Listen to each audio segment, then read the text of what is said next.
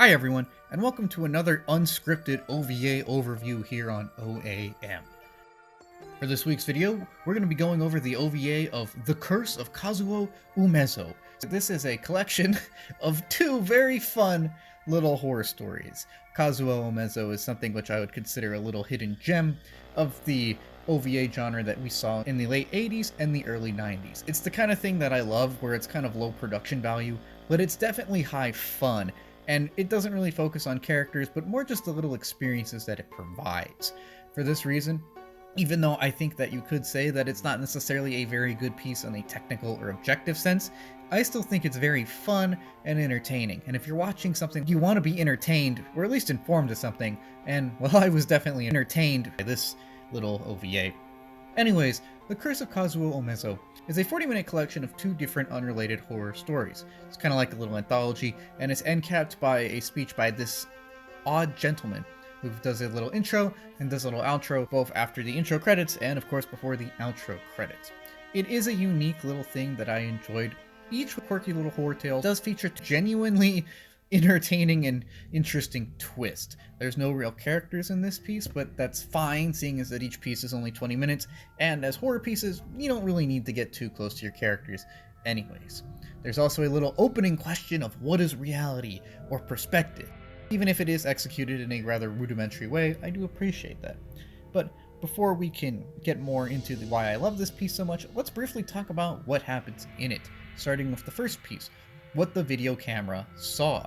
Now this piece features a young girl named Masami, who thinks that the new exchange student in her class is a vampire because she saw her and got chills and fainted. But that's literally the premise of the whole movie. She fainted when this girl walked in and said something's off with her. And then that night, she has a nightmare of a horrible monster and wakes up with both a wound in her neck and the window wide open. This convinces Masami that the new exchange student is actually a vampire, and she's out to get her. So she sets up a camera in her room to film what actually happens. She then has another nightmare, and her friend watches the video camera tape, only to run out because what was on it was so scary. Convinced that she's now right and has video proof, Masami then runs up to the house of the exchange student, only to see that she's being carted off to the hospital and is set to move out of town again. Relieved that the seeming source of all these incidents is now gone, Masami figures that she can watch the videotape because, well, all's well that ends well, only to learn that she was the monster the whole time. You see, it turns out that the wound on her neck is not a wound from the outside, but a wound from the inside, concealing this giant scary mouth that she uses to suck out the vitality and beauty of her victims. It turns out that she was subconsciously jealous of the transfer student's beauty the whole time, and thus would unknowingly transform into this monster in the middle of the night, jump out the window, and go to the exchange student's house in order to try and consume her vitality. Now, aware of this and not really knowing what to do about it, Masami just kind of accepts this, and then the final scene is her killing her friend that lent her the camera, just so that her secret can be kept safe. I really like this piece because of how crazy the ending is. When Masami brought up the idea of vampires, I thought it would be a conventional vampire tale, like, the exchange student's a vampire, she's set up to be kind of mysterious and weird, they're just gonna get some garlic and a steak or something, boom, problem solved. Nope. Nothing like that. I mean, you could argue that Masami is some kind of vampire because she does suck the life out of her, but other than that, everything is completely original. The design of the monster looks nothing like a conventional vampire. I'm pretty sure it's inspired by some kind of Japanese folklore yokai. I didn't really research that for this piece, but I wouldn't be surprised. And I really like the twist ending that she is the monster the whole time. I was really wondering how they were going to wrap all this up with only 5 minutes left in the piece and the seeming monster leaving town. So the idea that Masami was the vampire or the monster the whole time was really fascinating, and it really did give me a chuckle because it's humorous seeing that the thing giving her nightmares was herself. And while you could make a deep meta-analysis about how it says the real monsters are inside of us, I mean, this is the Curse of Kazuo Umezo. I get that there is a genuine moral tale you could, take from this, but this is more of a fun, schlocky horror piece, and it's great for that reasoning. I was expecting kind of a tired and done plot, but this is a genuine twist I was not expecting, and it's done very well because the wound on your neck makes you think, oh, this is definitely a victim of the monster, but nope. Turns out that's just where her big monster mouth was hiding the whole time. I just really love this twist. And while the production value as a whole is not the highest, there is the customary frame that we hold on too long because we need to fill out runtime. I will say that the design work, especially with the monster mouth, is really gross and really got under my skin. And so did the scenes where they have blood coming out of her neck for pretty obvious reasons. So, in a visual sense, the limited gore that we got is at least somewhat effective here, and the whole twist ending really made this piece stand out in a very fun and interesting way. Low production value, high fun, excellent piece, next story. Now the next story is The Haunted Mansion, which is an even simpler premise. Four friends explore a haunted mansion and see a ghost with the power to rip people limb from limb. The MC watches all of her friends get ripped limb from limb and runs away, only to fall down the stairs and then wake up in her bed the next morning. She's seemingly fine and has no scars on her body, and she even runs into her friends at school the next day who, while having scars on their body, all seem otherwise okay.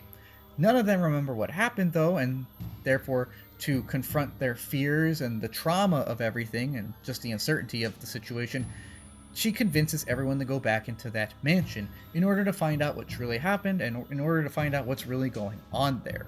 What they do find is very disturbing, as the main character herself finds her own dead body. If we then get this little transformation sequence when it turns out she did die and the ghost simply took her form to bait in her friends and finish them once and for all. My god, I freaking love the ending to The Haunted Mansion. What the video camera saw is a more well-constructed story. It has more going on and it's genuinely engaging for almost the entirety of its runtime. But The Haunted Mansion has such a high for an ending that it makes up for the kind of boring stuff that precedes the last 5 minutes of it. I will admit that the first 15 minutes of this little story is kind of slow, kind of boring. There's a few good fake outs, and there's a cute little moment where they rent this video itself on the video. This movie, like the actual VHS cover of this movie, shows up under the VHS rental selection that her friend rents in the opening scene of the movie. That was a cute little cameo.